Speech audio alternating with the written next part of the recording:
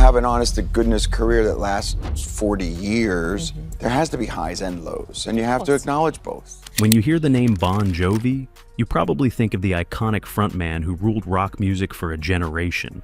He was the unbreakable star, the Iron Man of the stage who never let his audience down.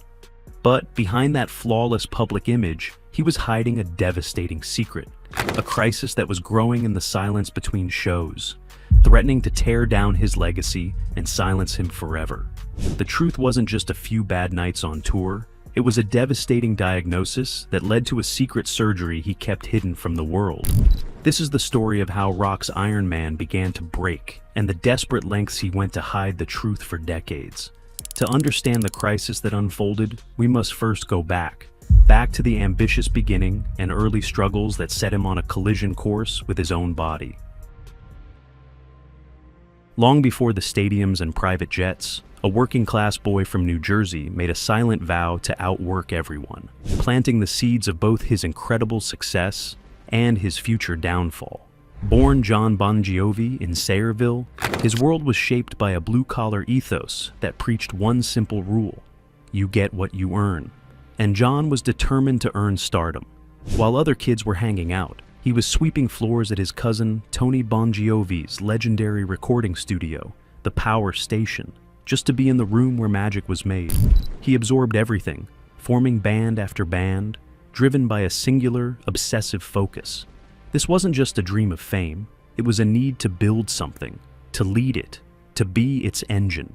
From the very beginning, Jon positioned himself as the undisputed leader. He was the songwriter, the frontman, the decision-maker. This forged an identity built on strength and control, an absolute refusal to show weakness. The immense pressure he placed on himself created the charismatic rock god the world would come to love.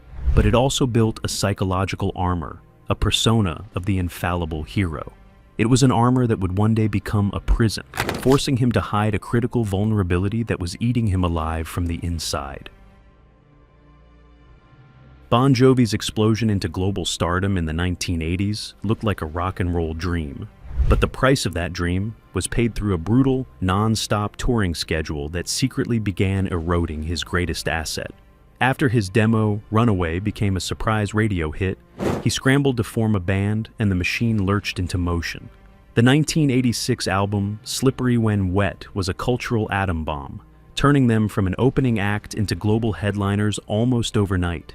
It sold over 28 million copies, and its follow-up, New Jersey, cemented their place at the top of the rock hierarchy. Publicly, they were living the ultimate fantasy. 5 guys from Jersey conquering the world. Privately, they were strapped to a rocket. The tour schedules of that era were punishing, designed to extract every last dollar from their newfound fame.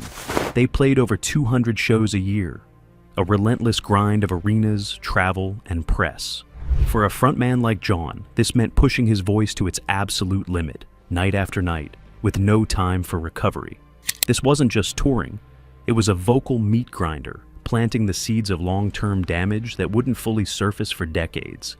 The pressure cooker environment also created the first signs of internal friction, as guitarist and co-songwriter Richie Sambora began to feel the strain of a machine that revolved entirely around one man's relentless drive.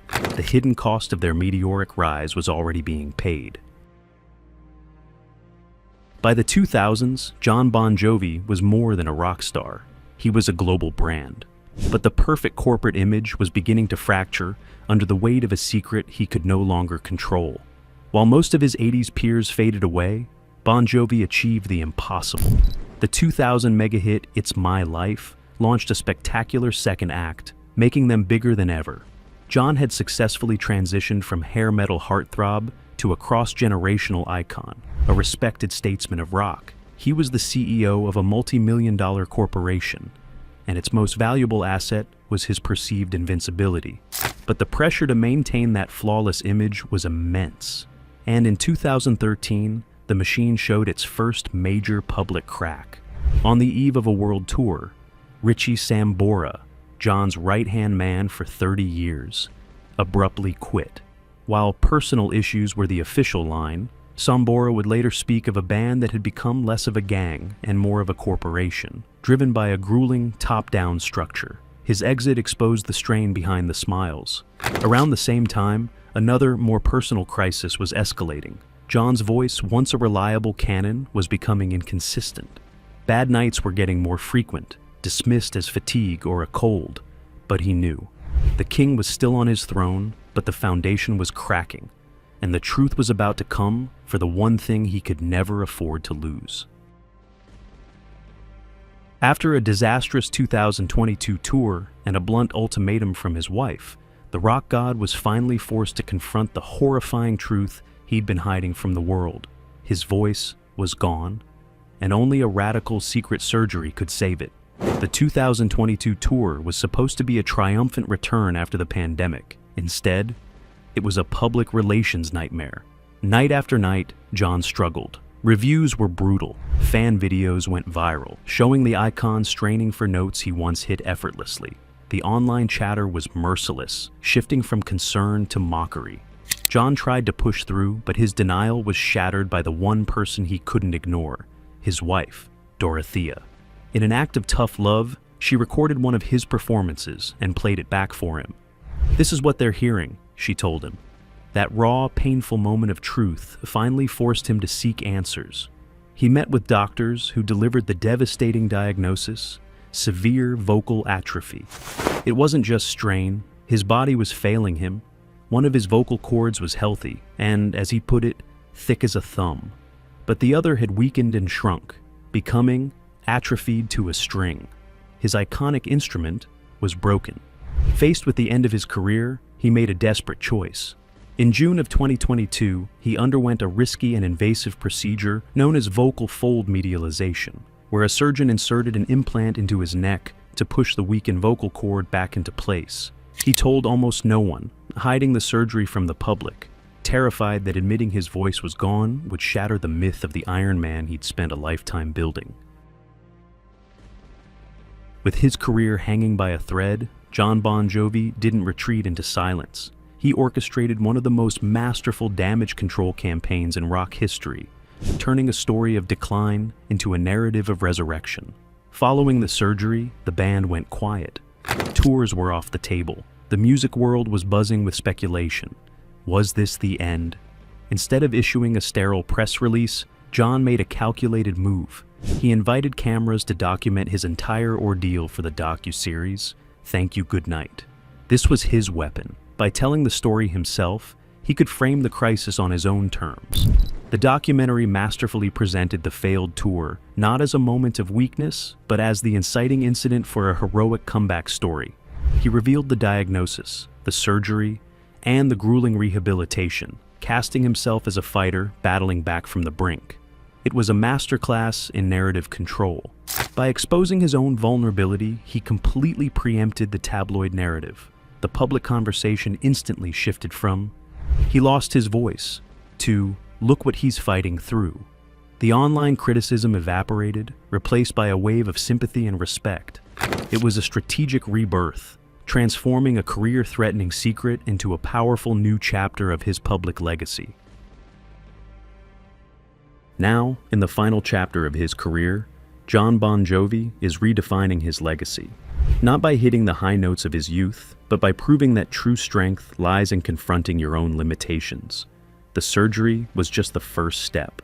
What followed was a grueling, uncertain rehabilitation process. For months, he worked with vocal coaches, slowly and painstakingly rebuilding his voice. The goal was no longer to sound like the 25-year-old on the cover of Slippery When Wet, but to sing well, to be strong, to sound like the man he is today. The 2024 album Forever and a handful of cautious live performances were not a victory lap. They were public tests of his rebuilt instrument, performed under the watchful eyes of a world that knew his secret. But in revealing his struggle, he also revealed a new standard for success. He has stated publicly and repeatedly that he will not commit to a full-scale tour unless he can be great for 2.5 hours, 4 nights a week. He is placing his own high bar for quality above the massive commercial demand, a radical move that reclaims his agency. The invincible frontman is gone. In his place is a resilient survivor whose new imperfect voice tells a far more compelling story than perfection ever could. In the end, Jon Bon Jovi's greatest secret wasn't his failing voice, but the very human vulnerability he hid behind his rock-solid image for 4 decades. His journey from the pinnacle of seemingly effortless stardom to a terrifying diagnosis forced him to dismantle the myth he himself created. He may never sound exactly like he used to, but the story of his fight, the calculated reveal, the grueling work, the refusal to compromise his legacy, has added a profound new layer to his music. The sound of his voice has changed, but the power of his story has never been stronger. But this raises a fascinating question about the nature of stardom. Does Jon Bon Jovi's willingness to publicly fight for his voice, even if it's different, make him a greater icon than the flawless star he once pretended to be? Let me know what you think in the comments below.